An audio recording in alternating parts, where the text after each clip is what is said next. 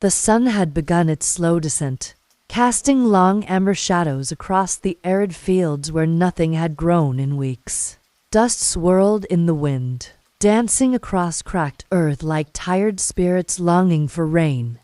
In the edge of a nameless village, nestled at the bend of a forgotten trail, lived a girl named Mira. Barefoot, dressed in a cotton tunic faded with time and sun, she carried a wooden bucket carved long ago by her grandfather. She made her daily journey to the river, a sluggish, dwindling ribbon of water that still dared to flow in this scorched season. Mira's life was not a story people told. She lived in a hut with a thatched roof that leaked when it rained, which was rare.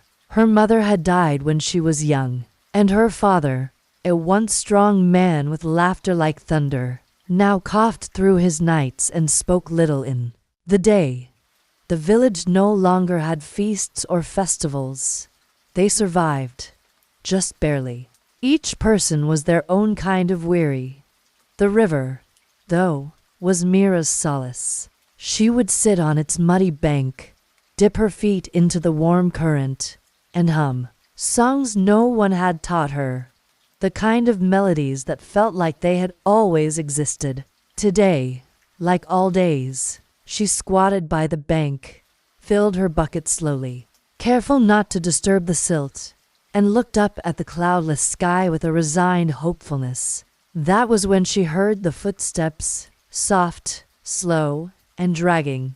Turning, she saw a man coming down the path. He was cloaked in dust, his robes worn thin and torn. His beard was matted, his sandals broken. He carried no pack, only a walking stick polished by years of use. His eyes, though half closed with exhaustion, held a glint that startled her. Not the desperation of a beggar, but something quieter, deeper, as though he was watching the world not as a part of it, but from above it. The man stopped a few paces from her, swaying. "Water," he said, voice dry as the air. Mira blinked. She glanced at her bucket, then at the man. Most people would have paused. The water she fetched each day was measured. 1 bucket, no more. It had to last. Yet, without hesitation, she dipped a chipped clay cup into the bucket and stood, stepping closer to the man. He took it with trembling hands and drank, not greedily, slowly, reverently, as if every drop mattered.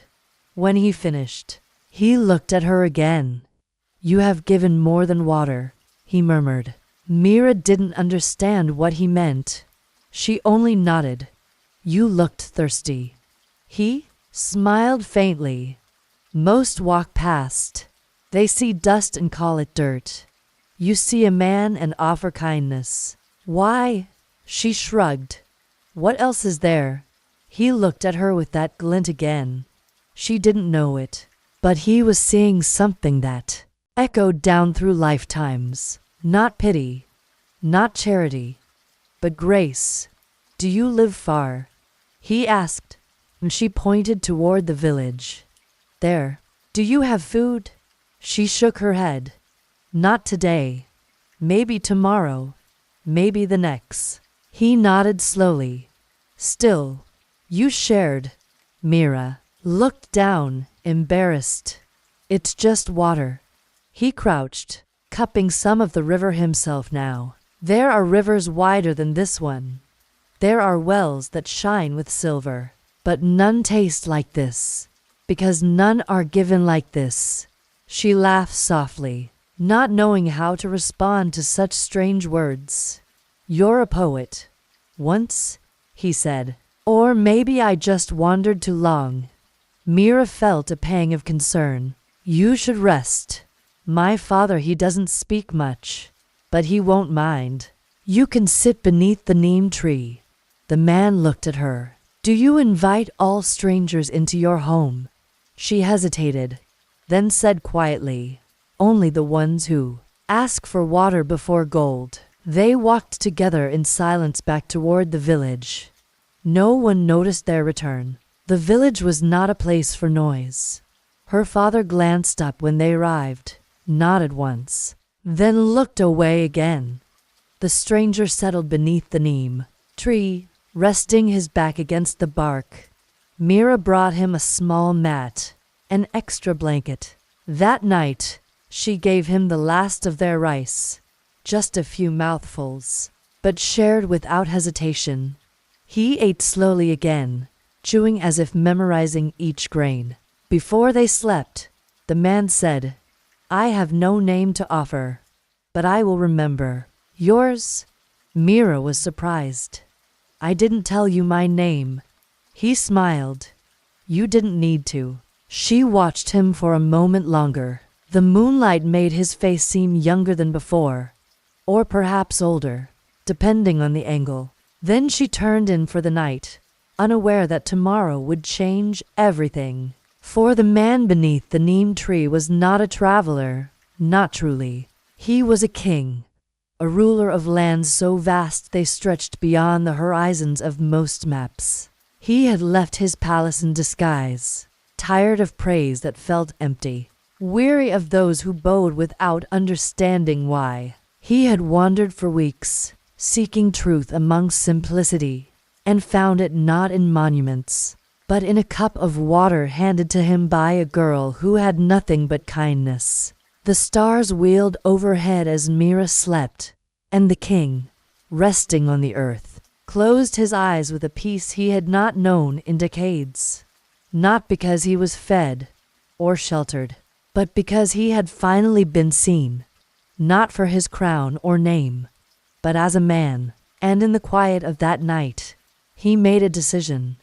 When dawn arrived, it would not find him as it had the day before. The next morning arrived like any other in the quiet village nestled between hills and forest. Sheba, the young girl who had offered water to the stranger the evening before, woke with the first light, as she always did.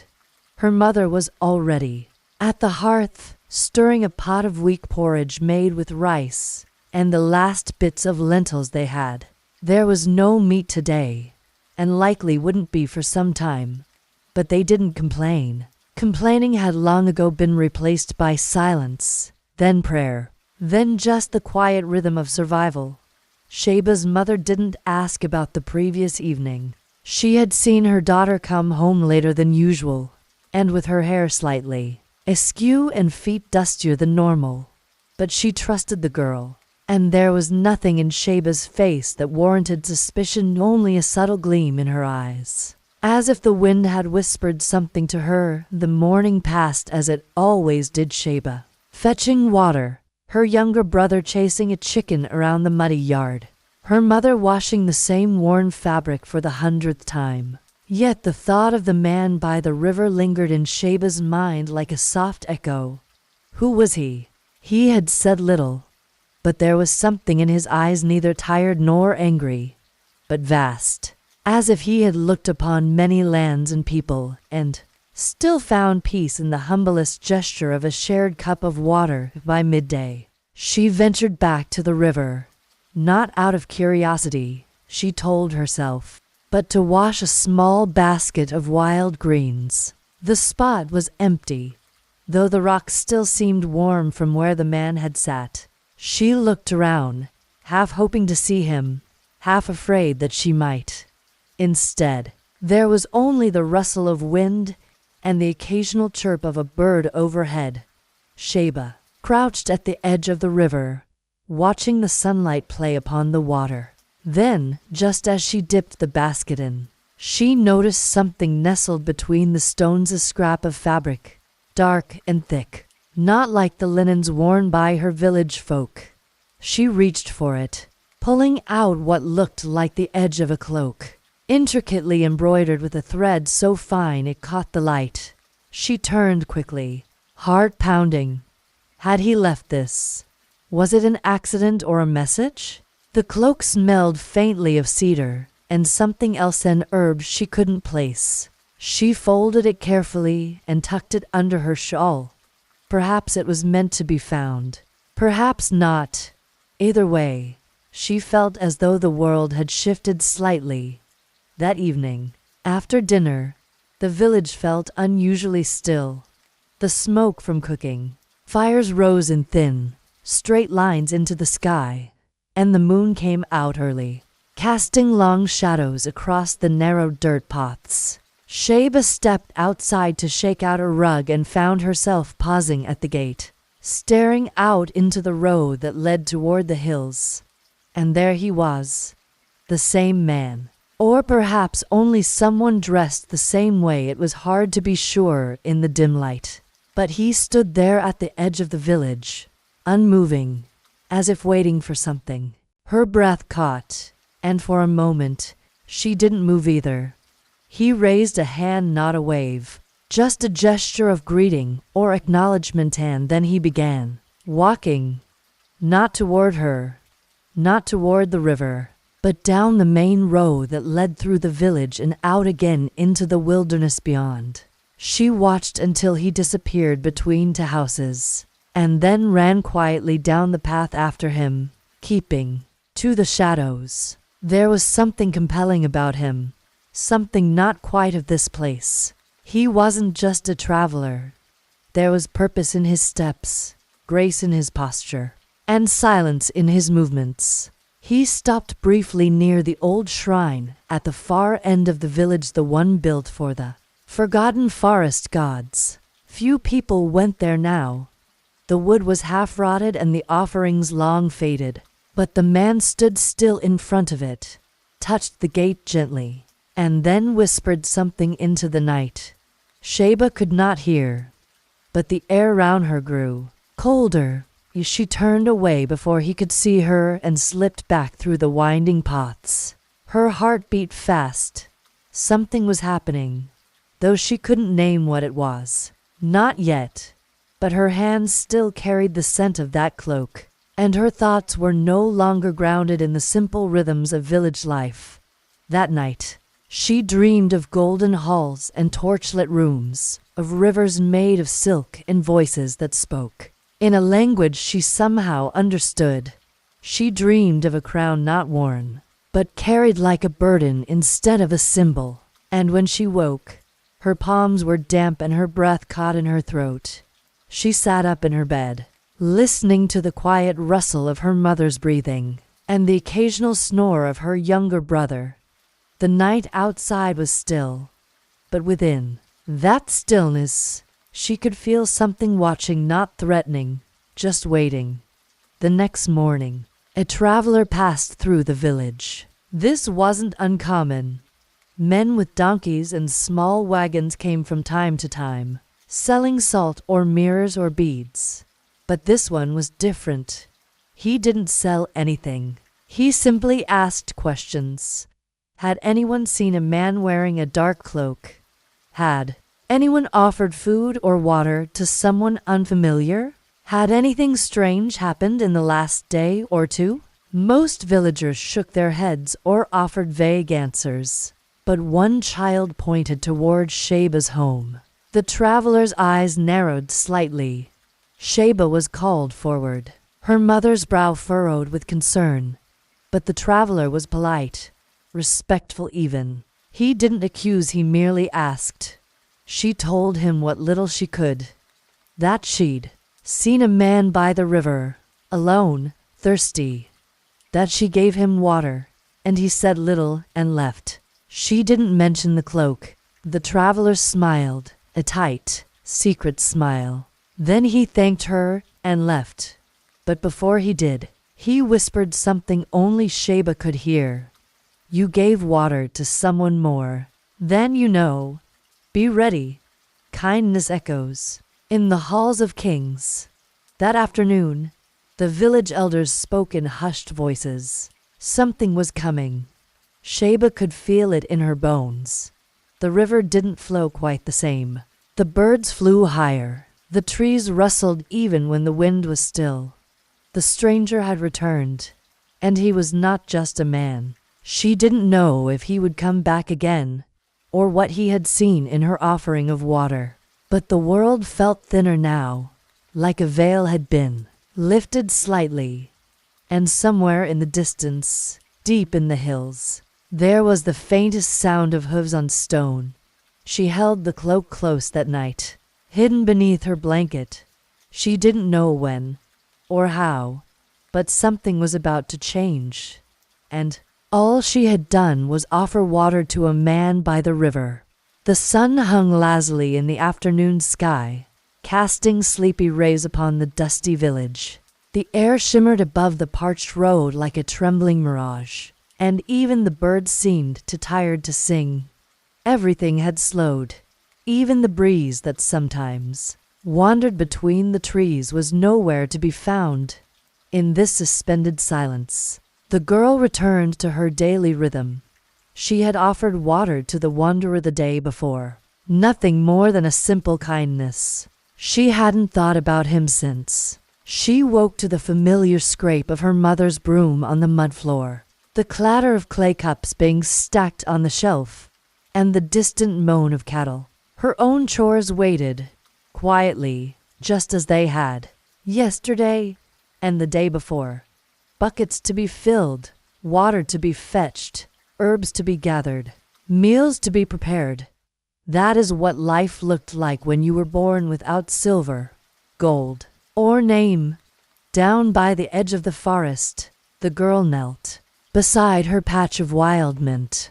The smell reminded her of evenings when her mother made stew and used it to disguise the bitterness of wild greens. Her fingers moved fast and practiced, tugging sprigs from the soil. She paused only once when she thought she saw a shape in the distant trees. A deer, a traveler. No, it disappeared before she could decide in truth. Her thoughts kept drifting, as if pulled gently by a thread she couldn't quite see. Her eyes moved back to the path, the one the wanderer had come from. That man had looked ragged, but not poor, weathered, but not defeated. His eyes had held something strange curiosity, maybe a sense that he saw more than what was placed before him. She shook the thought away. Why dwell on a stranger? She muttered. She carried her mint and a bundle of herbs to the village's small shrine, a shaded grove behind the temple ruins, where villagers sometimes left offerings, fruit, garlands, or bowls of milk. She laid a little of the mint there too, not because she believed it would bring fortune, but because she hoped, maybe, it would keep misfortune away by mid-afternoon. The air had thickened again. The village dozed beneath its own stillness, but just as she was preparing to rest, a rustle came from outside. Then a knock-knock on the door, but on the wooden post beside it. Soft, deliberate. The girl opened the cloth curtain that served as a doorway, expecting a neighbor. There he stood again, dusty, travel-worn, but familiar. The same man, same long staff, same glint in the eyes. Yet now, something about him was different. His clothing, still simple, seemed cleaner, his posture more erect. I wondered, he said gently, if you might have water again. She blinked, startled. You came back. His smile barely touched his lips. I said I would. She handed him a clay cup filled with cool water from their jar. He drank slowly, eyes never leaving hers. When he handed the cup back, he looked not just grateful but searching, as if he expected to find something in her silence. My name is Adira, she said, breaking it. You never gave me yours. There was a pause.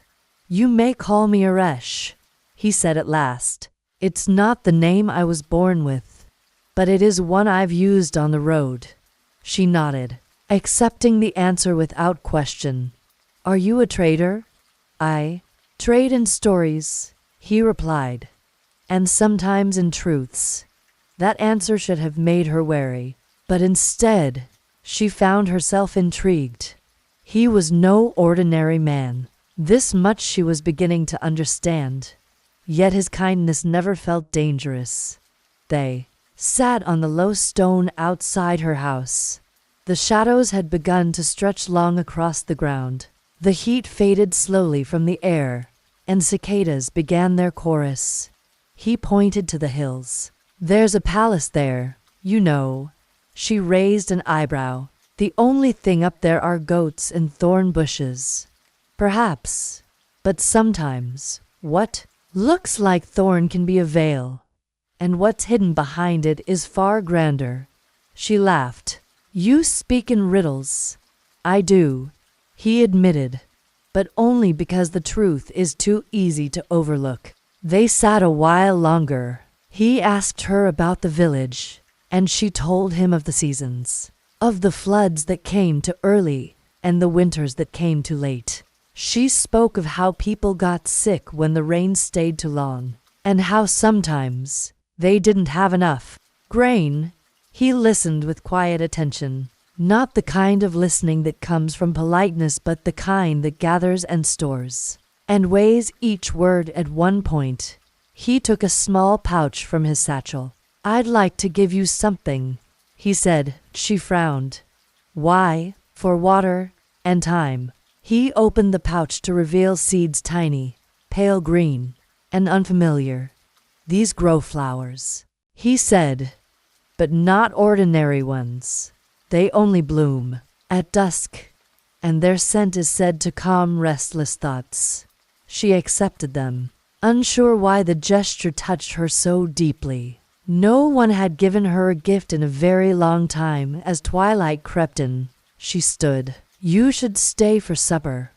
We don't have much, but there's lentil broth, and I can roast a yam." He nodded. "I would be honored." That evening, her mother eyed him with quiet suspicion. "Strangers don't often come back," she said as she ladled the broth. "I am not often a stranger," he answered, which only deepened her mother's confusion. After they ate, he stood and bowed. "I must continue north in the morning," he said, "but I'll return again, if I may." The girl nodded. "You may." As he stepped into the night, she watched his figure blend with the darkness. The stars had begun to burn through the deepening blue. The silence settled once again, but this time it held a warmth. She touched the pouch of seeds in her palm and smiled. She still didn't know that Resh was not a wanderer, not a mere man with a walking stick and riddles. She didn't know that up in the hills he had spoken of, behind thorn and stone, there truly was a palace. One with guards in gold and gates inlaid with sapphire. One that whispered his true name into the winds when he was away.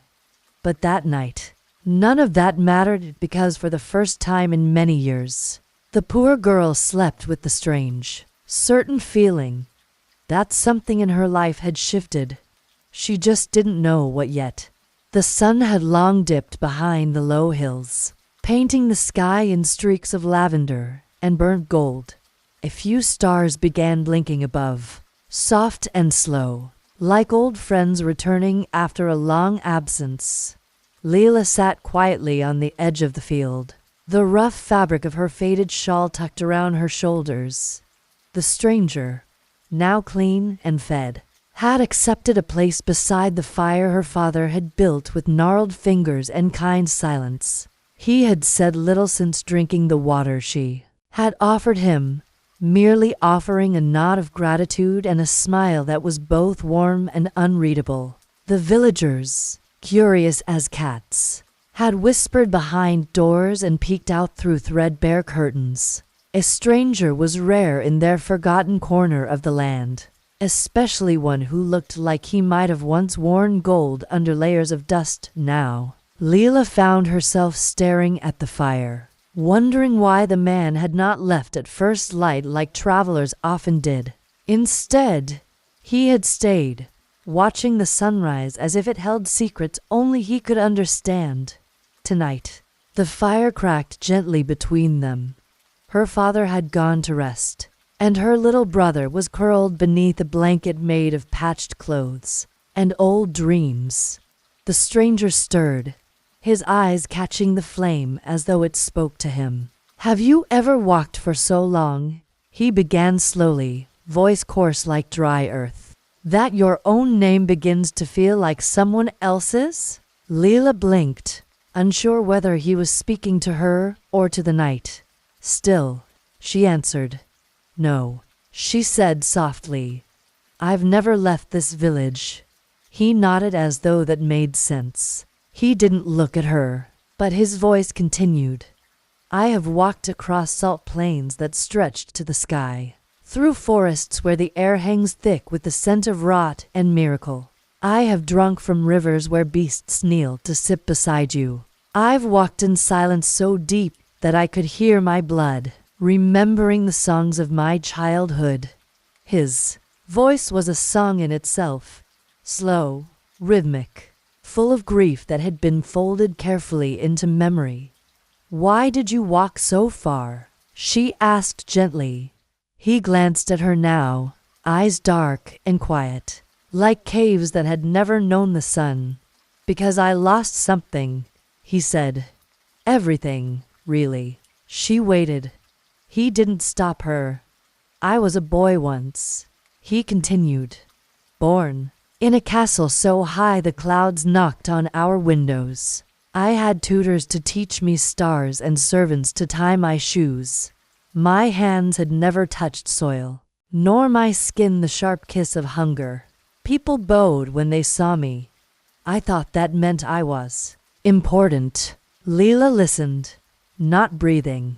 But a kingdom, he said, is a fragile thing when it is made of men.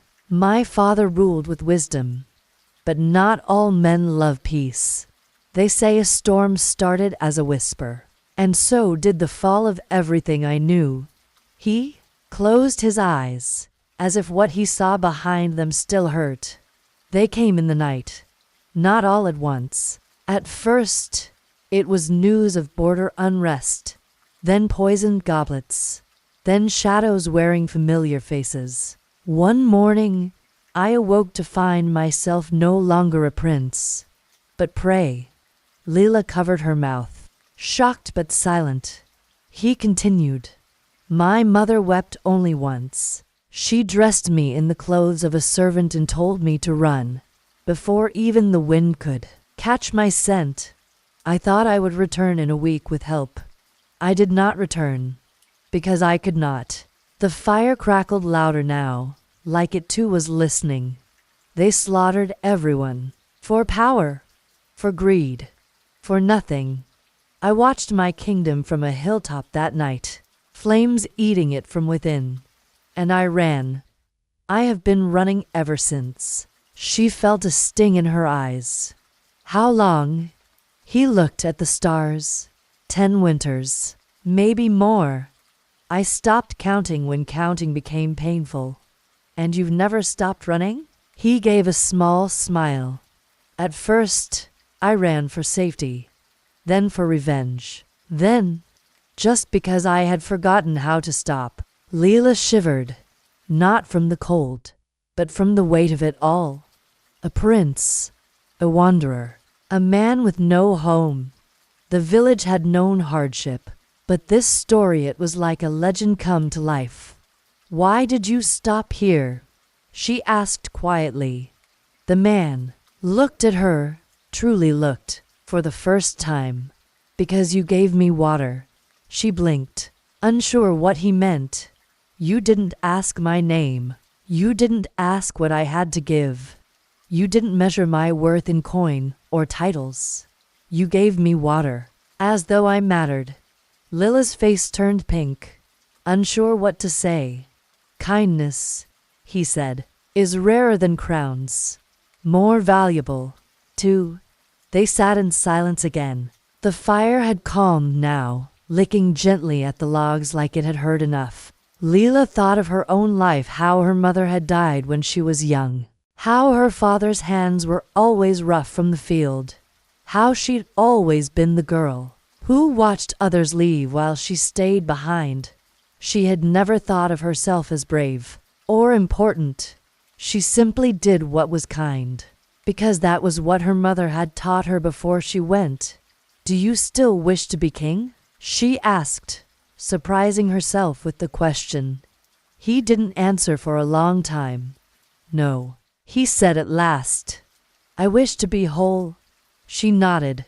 She understood. The stars above them blinked like they approved of the quiet truth. The king sat on the earth with his legs crossed, his back resting against the great roots of the ancient banyan tree. The girl a few feet away on a flat rock she used often as a makeshift table. The sun was nearing the end of its descent, staining the village sky with muted orange and pale purples. The shadows stretched longer now, and the soft rustling of leaves overhead accompanied the gentle crackle of firewood. As it burned beneath the cooking, she stirred slowly, quietly, as if the very sound of the spoon scraping the bottom might wake some spirit from its slumber. She didn't speak unless she had to. Even as a child, her voice had always been careful, always held back just slightly, as if revealing too much might leave her with too little. But now, with this strange man a wanderer, maybe mad, maybe wholly, she found herself unusually aware of her every movement. The rice was nearly done, and she added a few spoonfuls of lentils to the bubbling mixture, mixing in a tiny pinch of salt. There wasn't much else. The small garden had yielded little this season. A few beans, some bitter greens, and one soft onion that she'd been saving for a special meal. This counted. She wasn't sure why, but it did. Behind her, the man the king in disguise watched in silence. His stomach growled slightly, but he showed no discomfort. He had sat still for so long that a beetle had crawled across his foot and up his ankle, without him flinching. In his court, he had once been fed 6 times a day, meat rubbed with saffron, bread thick with ghee, sherbet of rose and almonds, mangoes plucked and chilled in silver trays. But none of that tasted like this moment. None of it ever made him feel the way this simple girl's careful cooking did now. "Do you always eat alone?" he asked, his voice low. She shrugged. "There's no one else." "And your parents?" "Gone. Illness took them 3 years ago." "I'm sorry." She looked up briefly, then down again. "It was a bad season. Many went. I was lucky to be young enough to survive, but old enough to remember." Silence again. She ladled the rice and lentils into 2 cracked clay bowls. She offered his first, hands steady. He bowed slightly before taking it, like a courtier acknowledging a queen. She didn't notice, or if she did, she said nothing. The first bite was humble.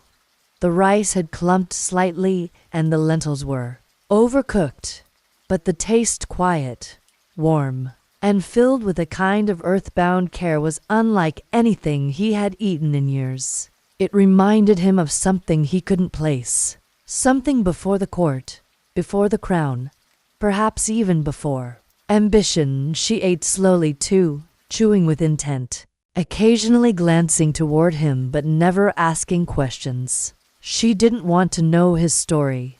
She'd heard too many already. Every man who came through this village claimed something.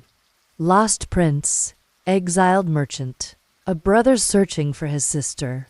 All of them eventually moved on. None ever stayed. But something about this one was different. Not in what he said. He spoke very little, but in how he looked at the world. He didn't flinch when the rooster called too early. He didn't complain when the food was plain. He didn't ask her for more than she offered. That was rare. Most saw her poverty as an invitation to take what they could. The king, who still hadn't given his name, studied her small hut, the lean of its crooked doorway, the threadbare cloth she used to block out the wind at night. The space barely held a bed and a low shelf with a few clay pots and a single iron pan. It was smaller than his dressing chamber in the palace, and yet there was something sacred in it. not holy in a temple sense, but in the way a forgotten place becomes precious simply because it survived. I had a sister once, he said softly. She looked up, surprised. Not because of what he said, but because he said anything at all. She was quiet like you. She used to gather wildflowers and press them in a book she kept hidden under her mattress. Said she didn't want the petals to disappear. What happened to her? She died young. A long pause. I'm sorry, she said. He nodded once. I think she would have liked you. The fire had burned down to embers now, and the heat had lessened, but neither moved. The crickets had started their nightly music, and from far off, the sound of a cowbell drifted in from one of the neighboring huts. I never thought I'd eat like this again, he said. Like what? Like it mattered. She didn't understand, but she didn't ask. There was something about his sadness that wasn't meant to be touched, only witnessed. Later, she offered him a mat to sleep on near the door. She would sleep on the floor, by the stove, as she often did. It was warmer there, and the soft ashes made the hard ground a little easier to bear. He bowed his head again and thanked her. That night, she dreamt of a river she had never seen, and he dreamt of a golden hall, crumbling into dust. Both slept more soundly than they had in many nights. And just before dawn, when the stars were still faint and the earth not yet warm, he whispered to himself, she gave more than food. She gave me a place to be human again. The great hall of the palace, resplendent and radiant under countless lanterns, had been transformed for a single evening into something altogether more magical than even royalty was accustomed to. Silk banners in deep sapphire and royal crimson cascaded from the arched ceilings. Carved wooden pillars wrapped in golden vines reached up to hold them aloft. On long marble tables, fine porcelain platters bore dishes from every corner of the kingdom. Roasted duck glazed in honey, bowls of fragrant saffron rice, fish baked in leaves with citrus and spice, pyramids of sugared figs and glazed fruits, and golden loaves of bread still steaming from the ovens. And at the center of it, all trembling in wonder, sat the poor girl from the river, clothed not in her threadbare dress but in a gown that shimmered like moonlight. Caught in morning dew, she was seated beside the disguised king, though she still did not know he was anything other than a peculiar, kind-hearted wanderer. To her, the feast was not just a celebration, it was surreal. She had spent her life rationing crusts of bread, sipping thin gruel, and going to bed with her belly still aching. Here, now, before her were foods she could not name, textures her fingers had never touched, and scents so layered that she felt dizzy with delight. Servants moved around her with practiced grace, placing napkins into her lap, pouring water from carafes carved from crystal, offering plates with warm smiles and gentle voices. She tried, at first, to act the part. She sat upright, tried not to let her jaw fall open in awe, and attempted to pick up a fork correctly even though she'd never held one this fine before. But as the feast progressed, something in her gave way. It wasn't rudeness. It wasn't greed. It was something deeper, more instinctive.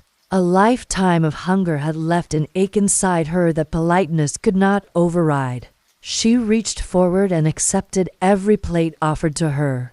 She smiled sheepishly when she took a third helping of bread. Her laughter spilled over when she tasted a pastry that cracked and melted on her tongue. At the same time, the Wanderer King watched her quietly, his own plate hardly touched.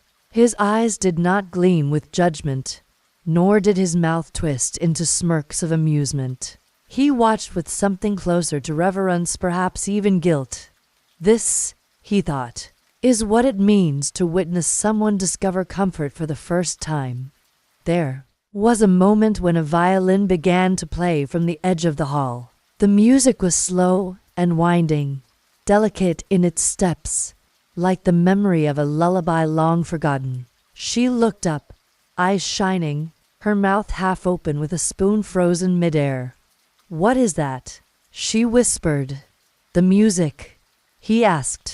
"Yes." She nodded slowly.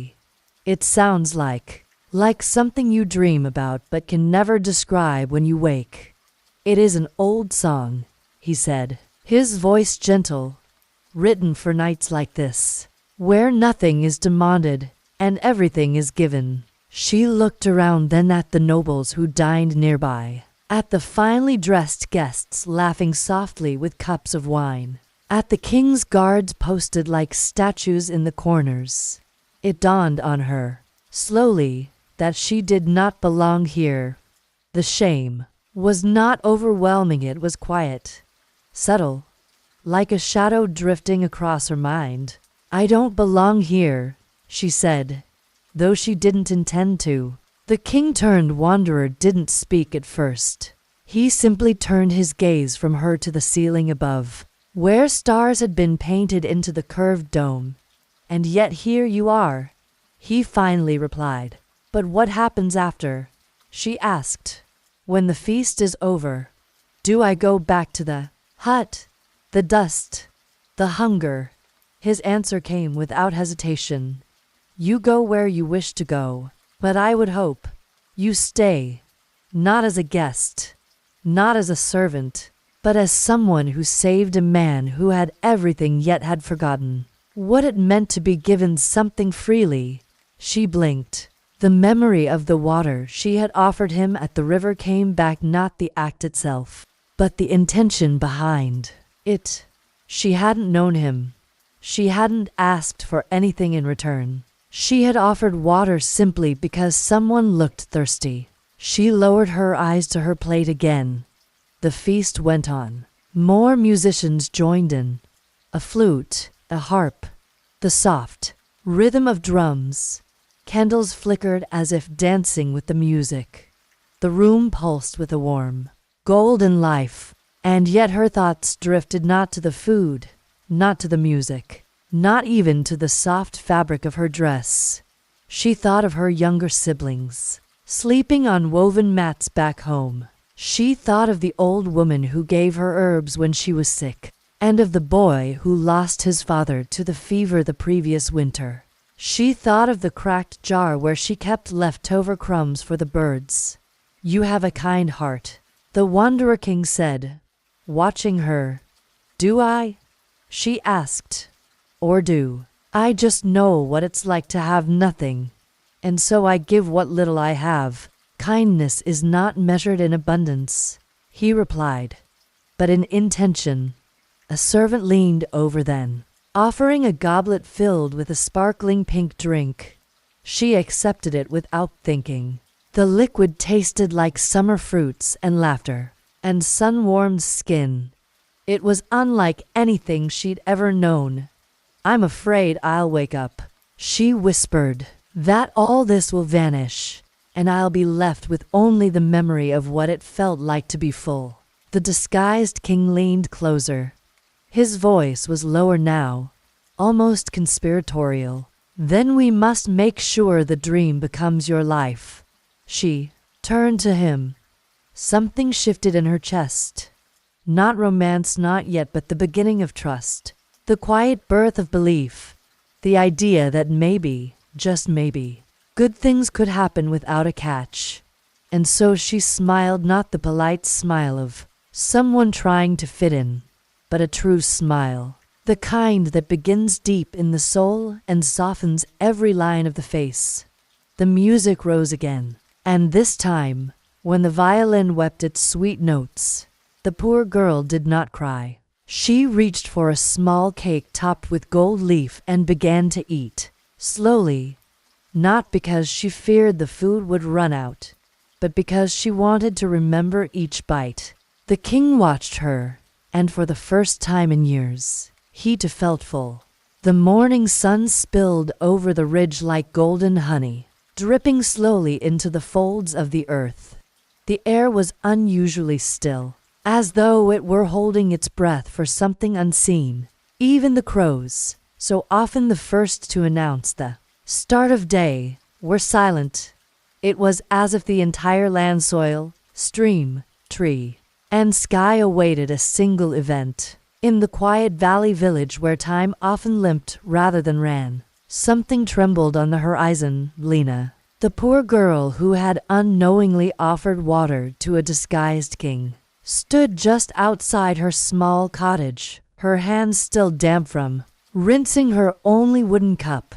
Her gaze was locked on a cloud of dust rising in the distance. It shimmered like a heat mirage, yet there was movement rhythmic, deliberate, like a drumbeat for the eyes. A procession was approaching. Horses, banners, people. The village hadn't seen anything like this in decades, perhaps centuries. Most villagers lived and died without ever seeing a nobleman, let alone royalty. Word had spread like lightning in dry straw. The king himself was riding through the valley. No one knew why, but everyone knew it was real. Old men, who usually didn't bother leaving their chairs, now leaned on canes at the edge of dirt paths. Women swept dust that would soon return. Children climbed atop fences, walls, and trees to get the best views. The baker had stopped kneading his dough mid-loaf. Even the animals sensed the shift. Hens had gone silent, dogs had stopped barking, and cows turned their heads toward the sound with twitching ears. Lina's heart was strangely calm. She didn't know why, but she wasn't afraid. Something inside her, small and whispering, told her that this day was bound to her fate. In a way she couldn't name, she brushed her skirt, though it was patched and faded, and smoothed her hair behind her ears.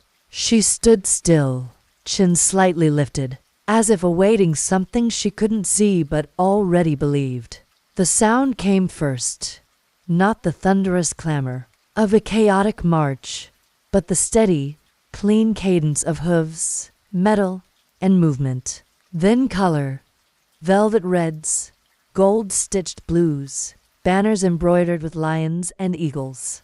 The king's crest shimmered on shields, wagons, and even on the saddle. Blankets of armored horses. Musicians played a haunting procession song, not festive, but noble, like memory put to melody. Then came the soldiers, their armor polished to mirrors, reflecting the awestruck faces of villagers as they passed. Behind them were carriages bearing silken curtains that danced in the breeze. Courtiers followed, men and women in layered fabrics and absurdly high collars. And then, finally, the king. He rode no chariot, nor was he hidden behind drapery. He sat on a black stallion whose mane fell like a river of ink, his posture straight, eyes forward. He wore no crown, just a simple circlet of silver. His robes, though fine, were unadorned. His gaze swept the village slowly, not with arrogance, but observation. Then it happened.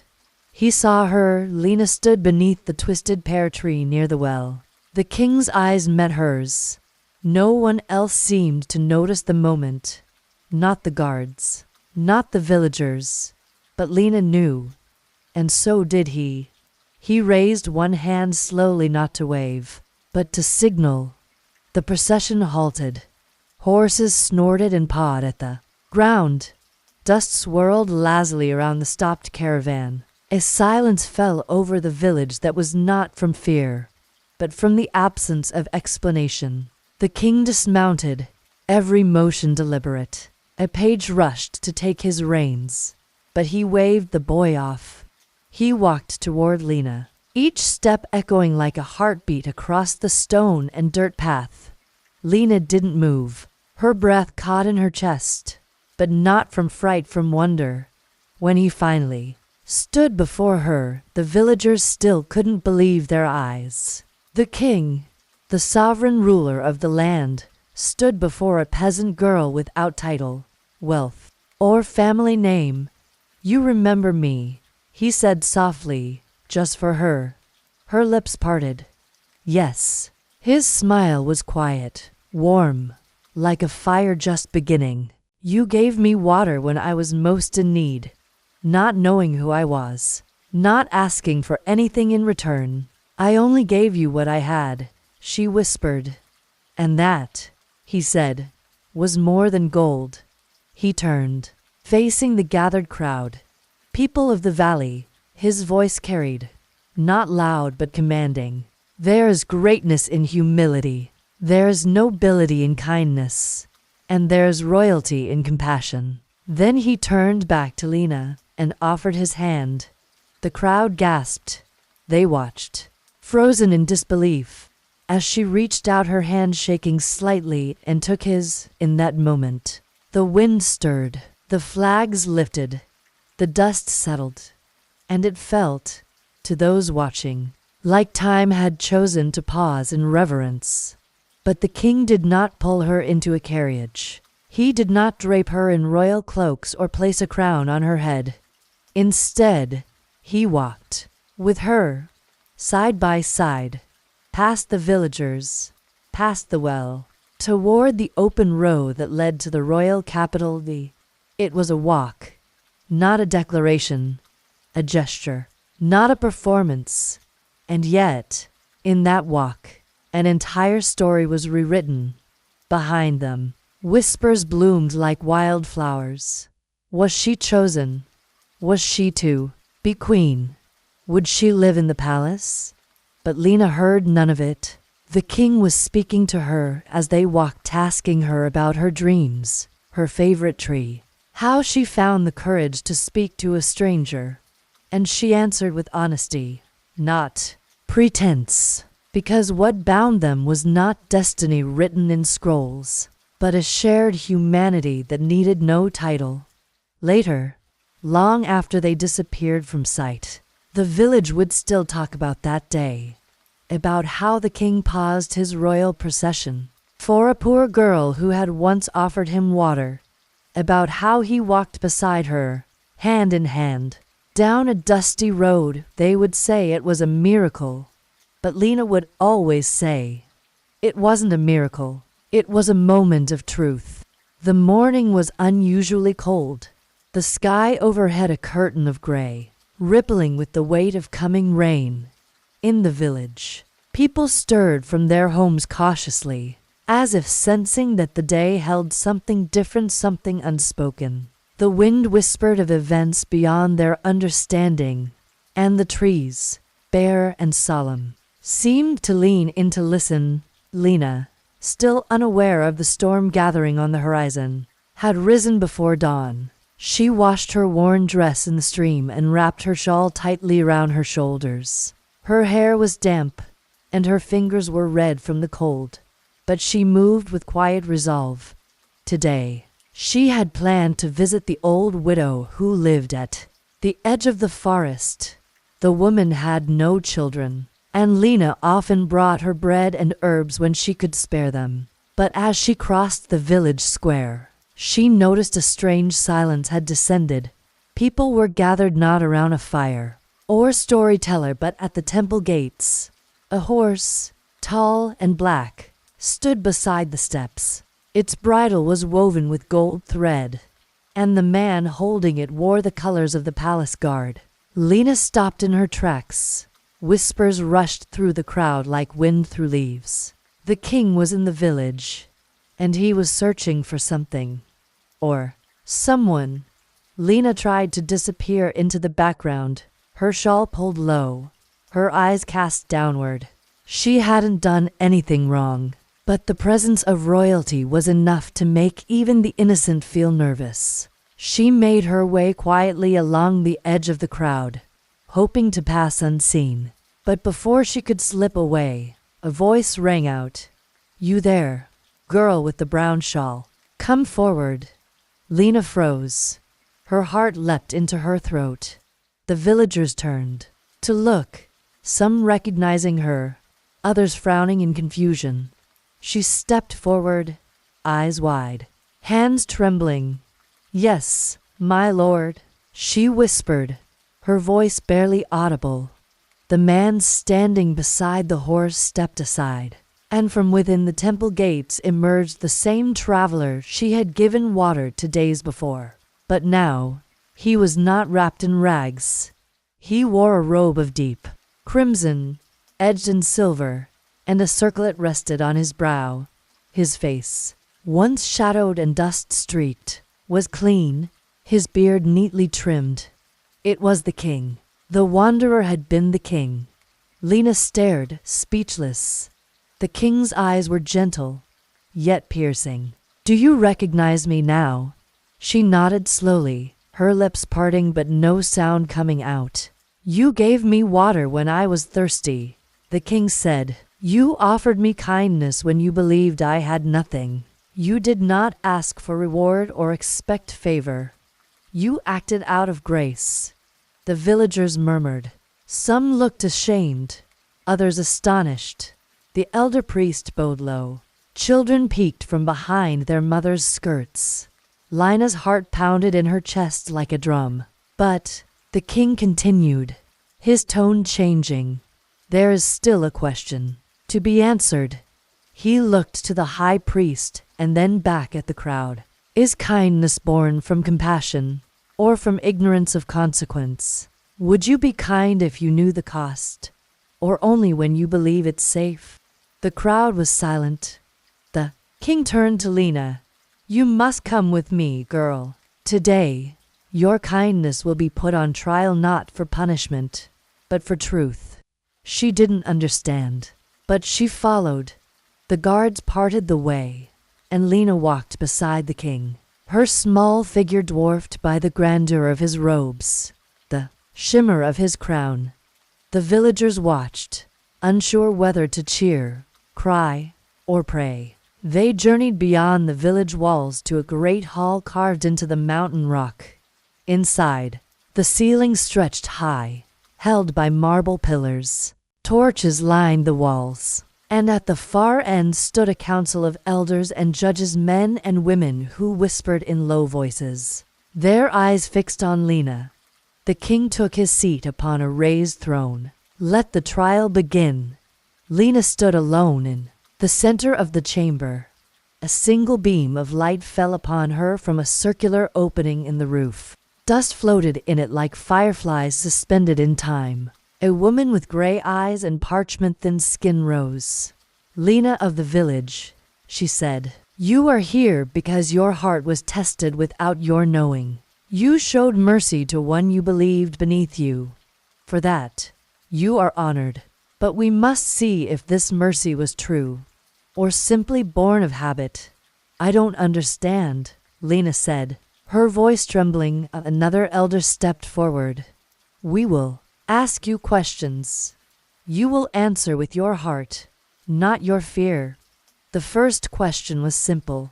If you had known the man was king, would you still have offered him water? Lena nodded. "Yes, of course.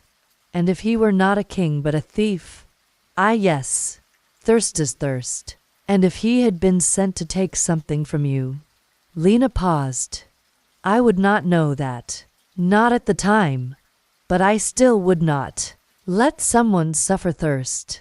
A third elder asked, "If, by giving that water, you condemned someone else to thirst, would you choose differently?" Tears welled in Lena's eyes. "I would try to find a way to help both." They nodded, as if expecting this. Then the final question. If giving kindness meant giving up your own safety, would you still give it? Lena looked up at the high ceiling, then to the torchlight flickering like watching eyes. She thought of her empty home, her aching feet, her hunger, her fear, and then she remembered the man's face that day at the well. The dust, the weariness in his eyes, the way he had smiled at the cup in her hand as though it were a treasure. "I would," she whispered. The silence in the hall deepened, grew heavy, and then shattered. The king stood. "Then let all hear. Her kindness was not accidental. It was not ignorant. It was not shallow. It came from a place deeper than comfort or safety. It came from the soul. The elders bowed their heads. So it is judged. Suddenly, the chamber shifted. The pillars glowed with soft blue light, and the walls seemed to breathe. The king descended from the throne and knelt before Lena. You offered me water, and I offer you my kingdom. The crowd gasped, but Lena shook her head. I don't want a kingdom. The king smiled. Then what would you have? I want a place to rest, to grow a garden, to help others like I did you. Then so be it. The king said, you shall have a home by the royal gardens, and land to grow your kindness into harvest. And so it was. Lena left the great hall not as a queen, not as a noble, but as a living emblem of grace. The girl who gave water to a stranger, not knowing he was a king, became the root of a legend sung for generations. And every spring, when the palace fountains overflowed with clear water, the people would gather and remember that kindness, no matter how small, changes the world. The village awoke to a sky bruised with pre-dawn blue, that strange, weighty shade that makes everything look like a memory. Mist curled along the edges of the earth like a warning not yet spoken aloud. It clung to rooftops, laced through the thin trees at the edge of the well, and crept around the ankles of anyone foolish enough to be out this early. But Rima was already up, standing barefoot in the dirt outside her small hut, arms crossed tight to protect herself from the chill. Inside her chest, something beat differently now. Since the night the stranger left her the token, a ring of twisted silver shaped like a lion curled asleep, Rima had not slept. The villagers whispered. They always did. But now their murmurs held an edge. Some said she'd consorted with a ghost. Others claimed she'd been tricked by a bandit who now watched from the woods. A few even thought she'd angered a forest spirit by giving her only jug of clean water to someone unworthy. But Rima knew better.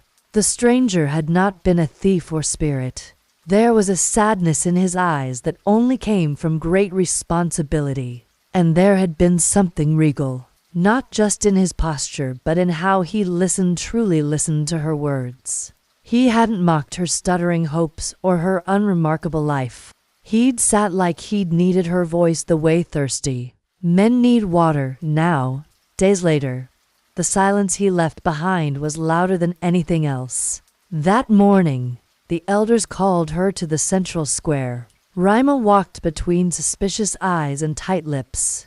The sky, meanwhile, turned heavy above them, clouds swelling like lungs preparing to scream. In the center of the square, Elder Jafar, his white beard wet with mist, pointed at her with a shaking hand. You say you gave him water, he said slowly, voice the scrape of stone. And he gave you that.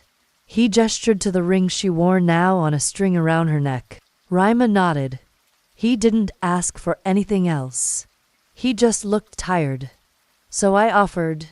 Foolishness, snapped one woman. What if he was a spy? What if he was cursed? Muttered another. You brought strange magic to this place. Rima looked down at the ring.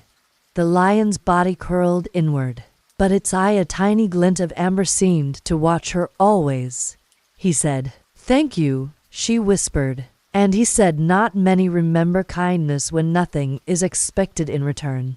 Jafar narrowed his eyes. Did he give his name? No. Then he owes us nothing, said the elder. And you owe us silence.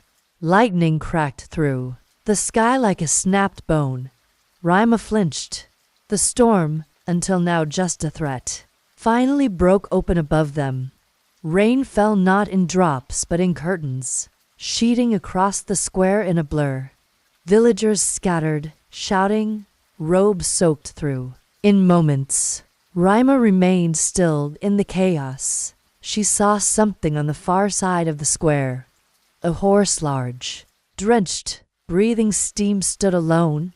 A man sat astride it, cloaked in midnight blue, unmoving, face shadowed. The villagers were too busy running for cover to see him. Only Rimus stood, eyes locked with the figure who watched from across the storm. And then the stranger raised his hand. Not a wave, no, something more solemn. A gesture of respect, of thanks, of apology. Rima's breath caught. She blinked. He was gone. The horse, the cloak, the rider had vanished. The square was empty. Only the storm remained. She fell to her knees in the mud, the silver ring cold against her skin. When the first rays of dawn kissed the treetops, a golden hush settled over the village. The wanderer, cloaked in simple rags now smudged with ash and dew, stood before the girl's hut once more. He had not slept that night. Instead, he had watched from afar as the villagers slept in their hay-covered beds, listened to the gentle rhythm of the night birds, and reflected on all he had learned. The king, in disguise no longer in spirit though still cloaked in peasant garb, was ready to leave, ready to return, but not without one final moment with the girl who had unknowingly touched a throne with her kindness. The girl awoke to the sound of soft footsteps outside her door. She wrapped her shawl tighter around her thin shoulders and stepped into the gentle morning light. Her eyes met his, and she smiled, still unaware of his true identity, still seeing him only as a weary traveler. But something in his eyes was different this morning. A calm certainty, a warmth, a quiet farewell. "You're leaving," she said gently, her voice barely above a whisper. He nodded. "Yes, I must return to my path." She tilted her head. "I hope it's a kind path, that it brings you peace." He studied her face. "It already has, because I met you." She looked down, flustered. It was just water, just a seat by the fire. The king stepped forward, reaching into the folds of his robe. From within, he withdrew a single ring, simple yet exquisitely crafted, with the crest of the realm delicately etched into the inside. He placed it in her hand. "What is this?" she asked, blinking in confusion. "A reminder," he said, "that even the smallest kindness can move mountains." She looked up, but he was already walking away. The villagers, drawn by the early stirrings, gathered along the path as he passed. The old man who had once refused him bread now looked upon him with awe. The children, who had once tossed pebbles in suspicion, now reached out to touch the hem of his robe. He turned once more before vanishing into the misty hills, his silhouette framed by the rising sun.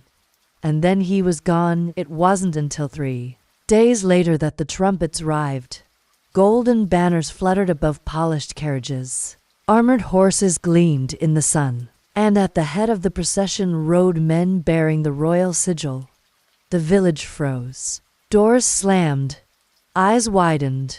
Whispers filled the air. From one of the grandest carriages emerged the king, clean-shaven, robed in crimson and gold, a crown resting upon his brow. The same man, only now, unmistakably, their ruler. Gasps rose from the crowd. Knees buckled. Heads bowed. The girl, standing at the edge of the well, stared in disbelief as the king approached her. He extended a hand, the same one that had held her wooden cup days before. "You welcomed me when I had nothing," he said clearly for all to hear. "And in doing so, you reminded me of everything I had forgotten." He turned to the crowd. "This village, once overlooked, shall now be cherished, its people honored, its land blessed, because kindness was found here, not in palaces, but in hearts." He gestured to the men behind him. Caravans were opened. Sacks of grain, bolts of silk, medicine, tools, and silver coins were carried forth. The villagers wept, and the girl, she was made the steward of the village, given land, a home rebuilt in stone and cedar, her name recorded in the annals of the realm. But she remained unchanged. She still gave water to travelers, still sat by the well each evening, shawl over her shoulders, waiting to see who might pass her way. And though the king returned to his castle, to his throne and royal court, the story of the girl who offered water lived on, told in schools, carved into walls, written into songs. It became a lesson not of charity, but of grace, of dignity, of the unseen worth in every soul. And the ring, she never wore it. She kept it in a carved box beside her bed.